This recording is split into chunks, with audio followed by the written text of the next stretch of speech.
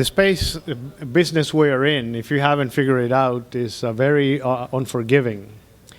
And I've had the privilege throughout my career to work on anywhere from suborbital missions all the way up to shuttle hazardous payloads, JWST, and the like, and Kobe, as you heard this morning.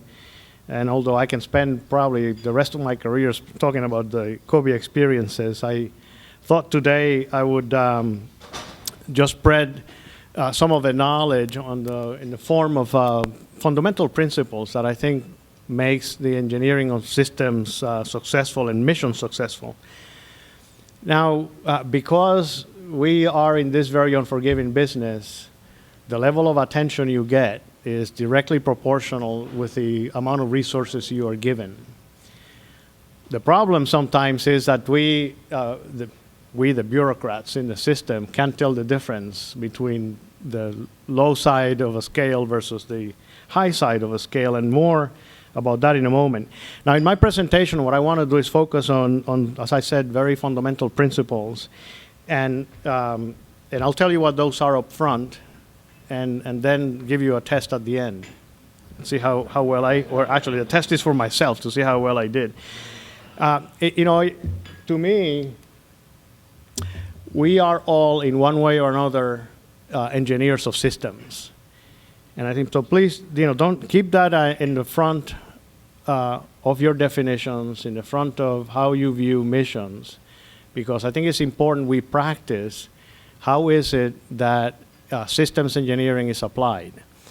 And the best way, and I will throughout steal some anecdotes and quotes from people that I respect dearly from the different NASA centers, one of which is Gentry Lee. I don't know if you've heard him speak, where the best definition of systems engineering you describe by if someone gave you a barium cocktail and you took it, you're going to watch it luminesce your capillaries until you see it just distribute itself throughout your body and being collected again and your body disposing of it. So that's the best definition, where someone can look at whatever is said and then flow it down to what it means to every one of the components of a system. The second concept is the importance of relationship and communications in your working environment. We all have a lot of wonderful stories, on some cases of success and in some cases of failures, but they are our story. It is dangerous for all us to assume that you can fit every one of your experiences into somebody else's story. So you got to be cognizant of that. And then lastly, if you suspect that something is not quite right, it isn't. Because you develop over time sort of this sixth sense of things working or not.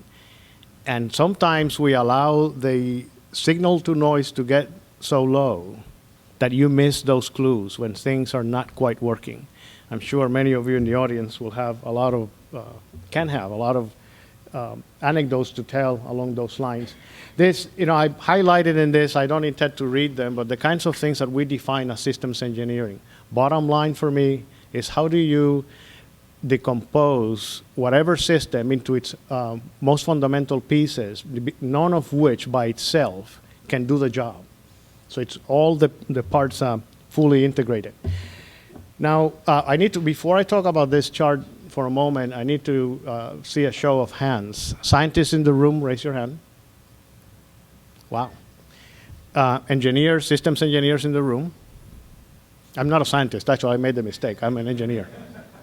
And then project managers in the room. That's almost equally distributed. I got to make certain I take that poll because I'm going to offend everyone equally. So I want to make certain we walk out of here with equal sense of being offended.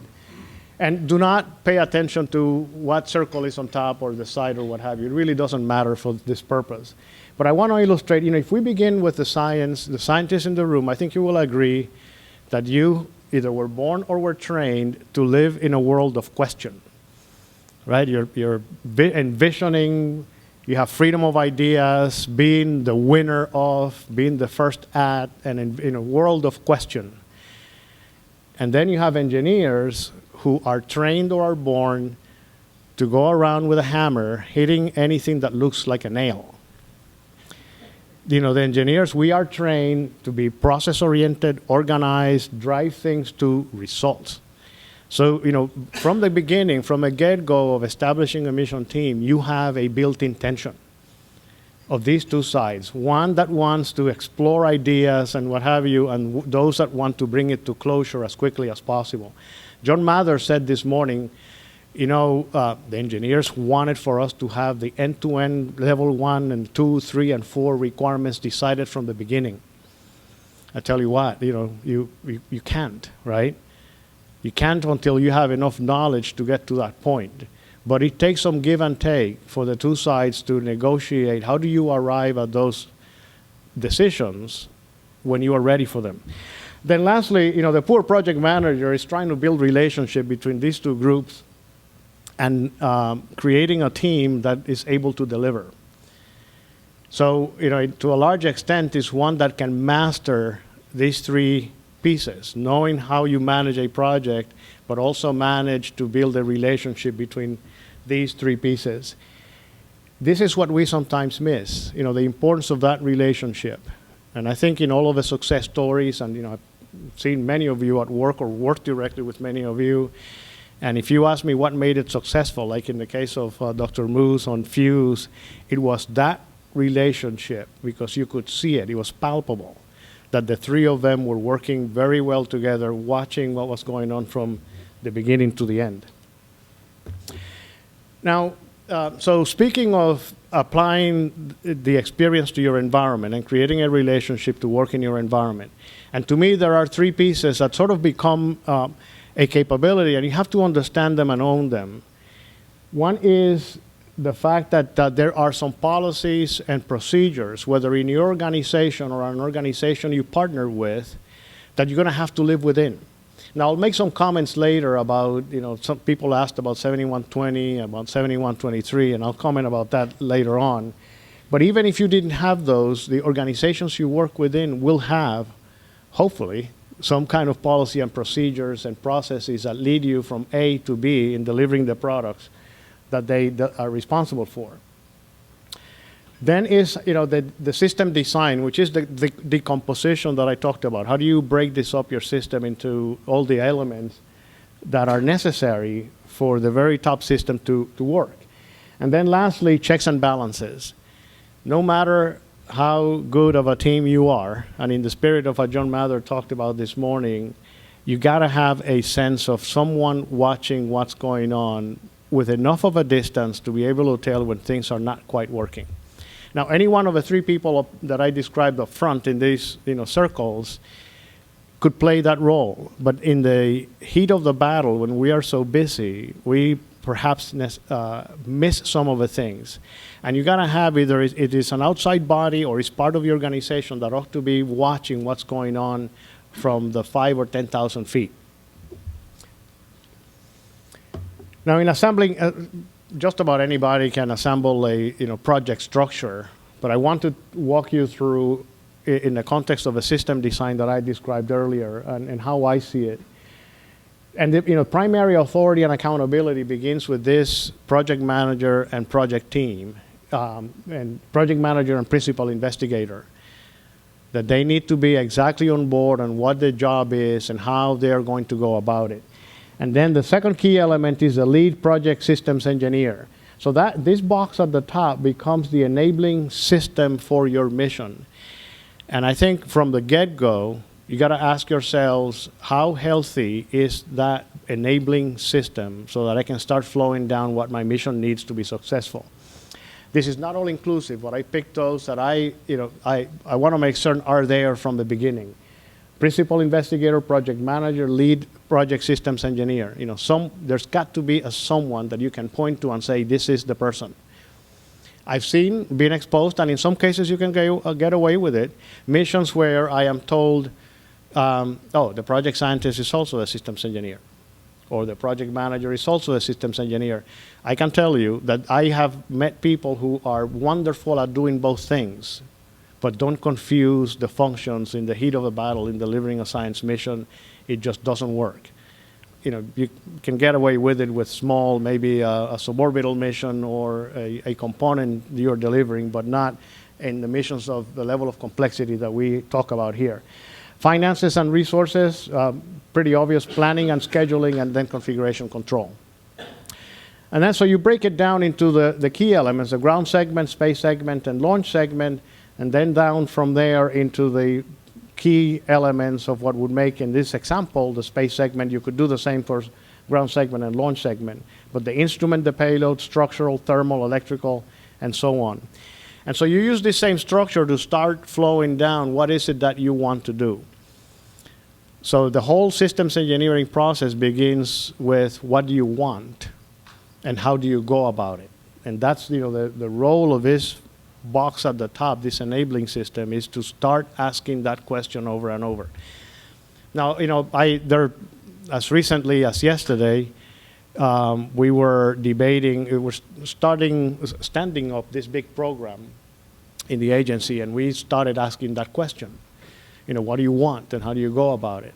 And the folks responsible in the room stand up and say, let me tell you, this is, they're telling me, let me be very clear on what my requirements are.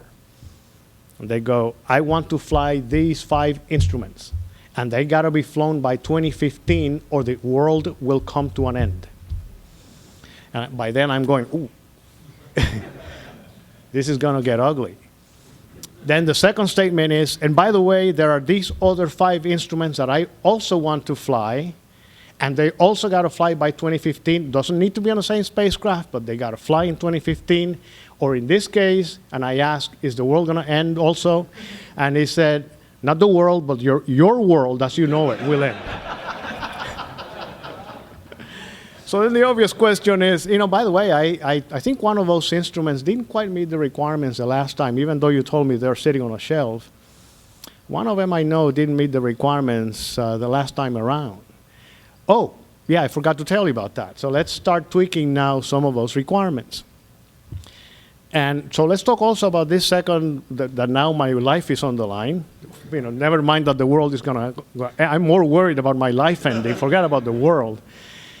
And I said, so how about these 5 instruments? Are they really that critical? And they said, well, these 4 may not be, but this one is. So you got to figure out a way to do it. So we go through this lengthy conversation, and at the end I said, I just have the feeling we cannot do all of this for the amount of money you have. And we walked through all kinds of permutations and options and what have you, and in the end it was pretty obvious, right? So then all of a sudden, maybe I can talk to the world, and we may not need to end it. Maybe we can do something different. But it is. I bring this up because we are always trading in the project management, the science, and the engineering, and it's something that from the get-go, people, number one, need to be able to talk about it. This is the relationship and communication, and then play it out and see how am I going to go about doing this. Do not underestimate the importance of that process and understanding the organizations that you are working with. And Scott made reference to the fact that the proposal team, you have a proposal team, and then once you win, you go, oh my God, I won. Right? And now you start getting into the real environment of what's going to happen. And those first few months of your phase B or end of phase A are absolutely critical to you gauging whether you're going to be a successful team or not, and in getting the right people on board. This is just for reference. I looked at, so what kinds of disciplines could you need access to in building your team? And there are 2 messages I want to communicate. The ones I highlighted in red are those that I always want to find a way at the beginning to make certain I have access to that expertise. Now, so you may argue about when do I need them, what exact time do I need them in the project. I also already said that the project manager, lead systems engineer, and the scientist, obviously the PI, need to be there from the beginning. But the majority of these also need to be there. You want to build a strong engineering and science team to start carrying along the mission, and then you add other expertise as required. And throughout the life cycle, this whole team, thinking in engineering terms, are going to begin doing architecture. This is requirement identification, architecture and design, and how am I going to operate this mission once in orbit. And then start moving to a role of implementation. You start building hardware, you start doing checks and balances and verification and validation, and dealing with issues as they show up. Now, I made reference at the bottom to some of the dreaded policy documents that some of you were referring to earlier. And here's the first one. Now, here's my view on these policy documents. The good news is that someone took the time and went through the trouble of capturing some guidance that at least everyone understands from the beginning what the expectations are. The bad news is that these documents are the reflection of what people would like the world to be, which is not necessarily the way it is. So when you take these documents, and what I'm telling you by this is this, don't go off and ignore them. I never said that. None of you heard me say that. It's that you got to look at this requirement, understand what is it that I'm being asked to do, and then you apply it to the environment you work on, and they provide the mechanism for you to tailor it to your environment. And while you focus on the most fundamental principles that they're trying to protect. So what that means is that when you're going through the different phases of your project, there are certain gates where you are expected to reach a certain level of maturity. Can you combine some of these? In many cases, you can combine many of these reviews. How do you go about demonstrating the level of maturity to something consistent with the risk acceptability of your mission? So through each of one of these gates, you start asking that question: what do I need to demonstrate the maturity necessary at any one of those points? Now, I'll tell you, as I said earlier, here is the human brain works on the conservation of energy principle, right? So these documents are based on the simplest reflection of how do I combine multiple ideas. And now you go to implement it. The easiest way to implement anything is just to follow what everyone else is doing. Many of the missions that you are responsible for actually require significantly greater and different approaches to get from A to B for the resources you have available. You want to get to the point where by the end of phase B, you understand the system very well, and that you at least have been able to capture the margins that you require within acceptable norms. And in a moment, I'll talk a little bit more about that. The other concept in this is the system design maturity. You want to get to better than 80%, 75, 80% of the maturity of the system design from top to bottom by the time you get to phase B, the end of phase B. Because now you're starting making commitments for either large procurements or building hardware. So you want to be way up there in terms of the maturity of the system design. And then lastly, notice how steeper the cost commitment curve is. I say that by the time you get to phase B, you have made most of the decisions to commit 95% of your cost. This is not in paper, but you say, I have made the decision. This is whenever anyone asks me about these scopes, my philosophy has been, if you have not this scope by the time you get to this point, from there on, it becomes crisis management and compromising on your performance. It's a different definition in my book of what this scope is. If you want to get a lot of return for what you're descoping, it's got to occur in the early phases of the mission. Now, speaking of getting to this end of phase B with adequate reserves, I think there's enough guidance around where technical reserves can be, you can define what those are. And then we have sort of accepted the fact that around 25% should be adequate reserve on the cost to go by the time you get to the end of phase B. Now, that assumes that you had adequate funds to do a decent phase B, and that to me means at least 15% or so, if not 20% investment to get to that point, to get to the system maturity that we talked about.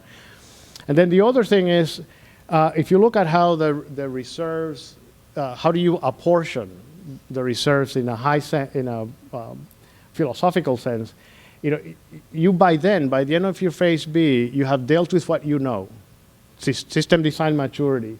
You also have a pretty good knowledge of what you do know, that you know what you don't know.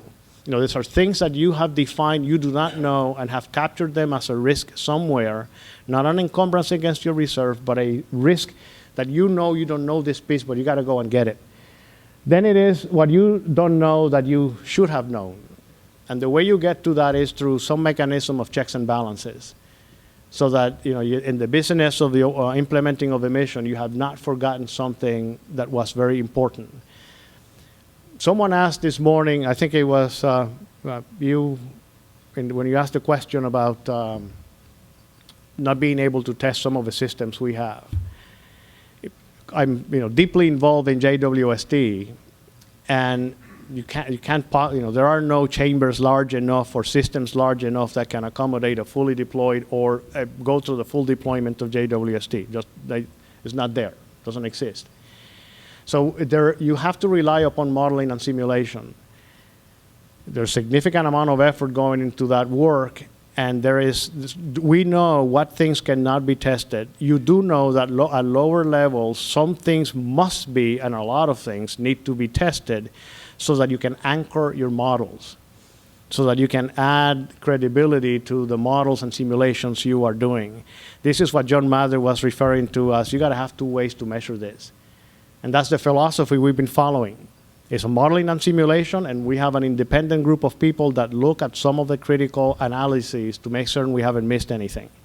I saw it likewise when we were landing on Mars and the dust storms that enveloped the planet before MER landed, threw a curve at us, and all of a sudden the whole atmospheric condition for entry, descent, and landing changed, and we brought not one, not two, three organizations to do checks and balances in the modeling and simulations. So you developed a sense of understanding and confidence in what you're doing. Then, of course, is the unknowable. There are things there is no way in heck you're going to predict. And, call it as you may, bad luck or what have you, you're going to have to deal with them. And ideally, if you've done a good job on the two, what you know and what you know you shouldn't have known, you have allowed enough to deal with those kinds of issues. Now, so you start getting into this, and this concept of designing a system that can be built and verified and then implementing it. And this is another thing I borrow from my friend Gentry, and this is the proper paranoia. One is being paralyzed by inaction, and the other one is on questioning as we go along what if, which is one of the primary jobs of a system engineer in the mission. You're constantly asking what if. And depending on the level of risk you're willing to accept on any one mission, you take the answer to that to different layers of depth. For a mission like JW, I can tell you, when it comes, for example, to V&V or validating or analyzing, you just can't stop at too high a level. For a mission like Prospector, you probably can afford to stop after 2 or 3 layers where you convince yourself that it's moderate with the risk associated with the mission. Likewise, I'm the chair of the standing review board for MSL. And missions like that, there are many elements on the mission you just can't compromise and stop at level 2. You just got to dig as down as you possibly can to get to the bottom line of what may be going on. And then lastly, in the end, which is part of a key message, is we are all, in the end, systems engineers or engineers of systems. One is listening to your team, discerning between what is a requirement, and to me, a requirement is ratable or measurable. There is a relationship and there is a rationale for it. Building the team, having clear roles and responsibilities, view requirements as decisions, not as a prescription that you provide up front, never to be altered. But you look at those requirements, you decide based on best information available, and if you don't have it, get it. And you start codifying those decisions, always checking against the resources you have available. A credible plan with margins, the checks and balances, monitoring the progress, communication, test as you fly, fly as you test, and celebrate early wins and acknowledge your team for the success of those early wins from the very beginning. So that when the going gets rough, and it will, that part I can promise you, every one of the missions that we support will get tough. Otherwise, we couldn't brag of the fact that they are one of a kind, right? And but your team needs to hear, especially from those managing the mission, when they're doing a good job, because they will pull the long hours and pull you out of trouble when you get into those. Thank you very much for your time. I'll be happy to take questions.